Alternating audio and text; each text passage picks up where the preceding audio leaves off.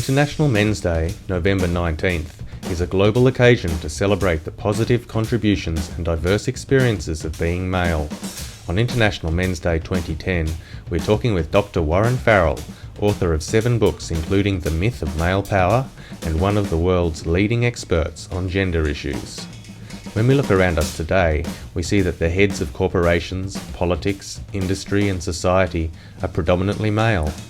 In the second video of this series, Dr. Farrell talks about the glass ceiling as it applies to women's life choices, but also the glass cellar that applies to men and their life choices. There's 2 aspects of that. One is that I will spend a minute on the glass cellar, but I also want to come back to the glass ceiling, because to say that men have the glass cellar jobs, which are all the hazardous jobs, are 88 to about 99% male jobs. So men are 93% of the people who die in the workplace are males, but that doesn't even incorporate the real percentage, because firefighters don't usually die in the workplace. They die from lung problems and chemical problems from the fumes that they inhale. The same type of thing with coal miners. Those are not counted as people who die in the workplace. So almost all the people who die indirectly from work hazards are males as well. Many of these jobs women can do. Women can drive cabs in Sydney, Melbourne, Perth, or Brisbane. And yet at the same time, if you go to Sydney, you don't find very many women driving cabs at night. You may find women driving cabs during the day in the safer areas, but not at night. And so in every single hazardous job, when women are involved, like in the military, women are about 3 or 4 times more likely to not be hurt or not be killed than the men are, because they're protected from the most hazardous of the hazardous jobs. And so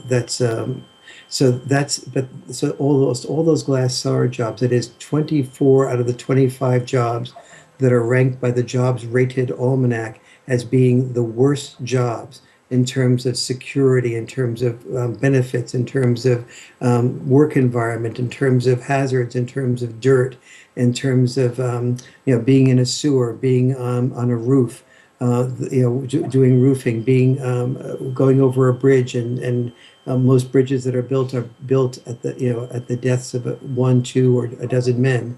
And so all of those things are things that are part of the glass cellar that men are in. Wake up almost once a week, any morning, and a garbage collector will be picking up our garbage. That garbage collector gets up at 3 or 4 in the morning, picks up garbage at an amazingly small rate per garbage can that he collects, and women are not competing to do those jobs at a 50% level. If women did compete, if we required by law women to do those jobs at a 50% level, we would pay, I estimate, 3 or 4 times as much money to have our houses built and to have our garbage collected, because it would take that much more money to find an equal number of women to do those jobs. Now, there's 2 problems there in that glass cellar. One is that we are not conscious of it even existing. And second is that many men do not mind making those sacrifices if they were at least appreciated and recognized for it. And that's what has been missing in the last 30, 40, 50 years, is that men get mocked when they earn a lot of money. They're invisible when they're in the glass cellar, and nobody appreciates that almost every home we live in is built at the risk of men's lives. And at hazards, men fall off the ladders, they fall off the roofs, and they do things that we are benefiting from every day. Every time we flush the toilet, we're benefiting from the work of men, but we just take it for granted. That's at the bottom level. But I also don't want to use the bottom level to ignore the glass ceiling and what the glass ceiling is about. Clearly, there have been for many years, and still are in some professions, men who have an old boy network that refer men to men, that feel more comfortable with men, whose jokes are similar to men.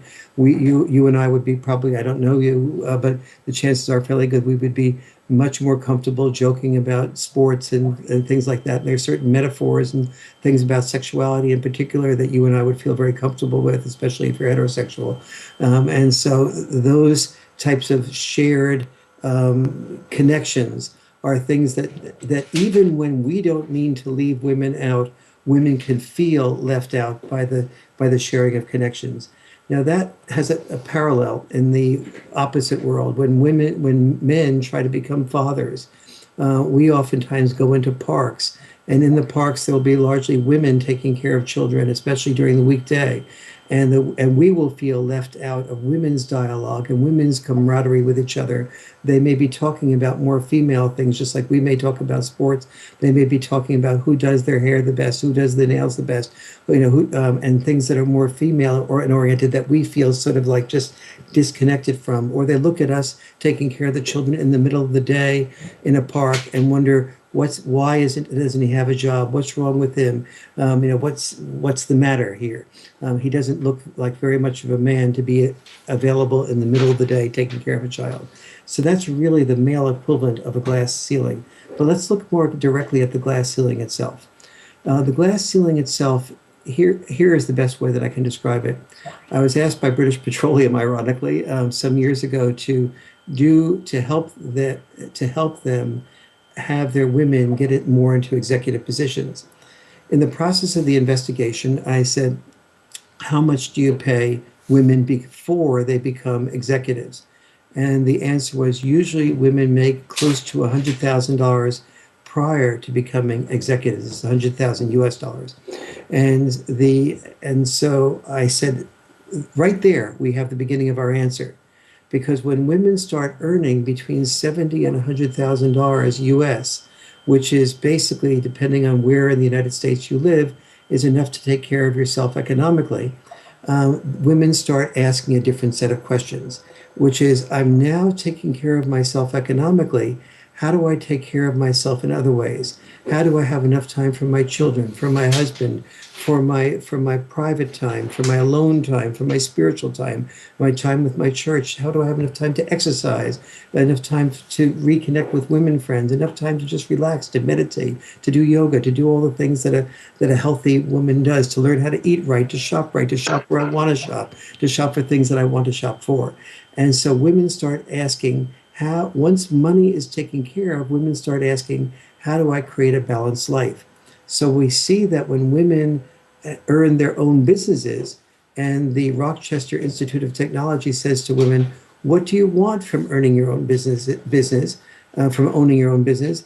Women say at the 79% level that the number one thing that I want is fulfillment. And then I want flexibility, and I want autonomy. Whereas the number one thing that men say they want at the 76% level is, I want income. And the reason that men want income is when men have income, they get love.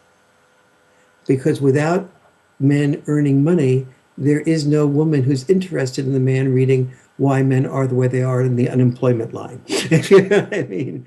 So men learn that their relationship books are business books. We learn how to earn the money. So the point about the glass ceiling is that when a woman starts earning money significantly before glass ceiling type of money, which often runs in the multiple hundreds of thousands or millions of dollars, the woman starts saying, I want a life.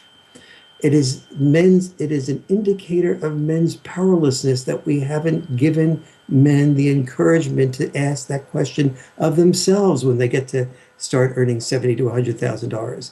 I have an assistant who earns less than I do most of the time, but he learns how to balance his life out, and that's not considered anything but a wonderful opportunity and advantage for women. But we as men are criticized when we do that.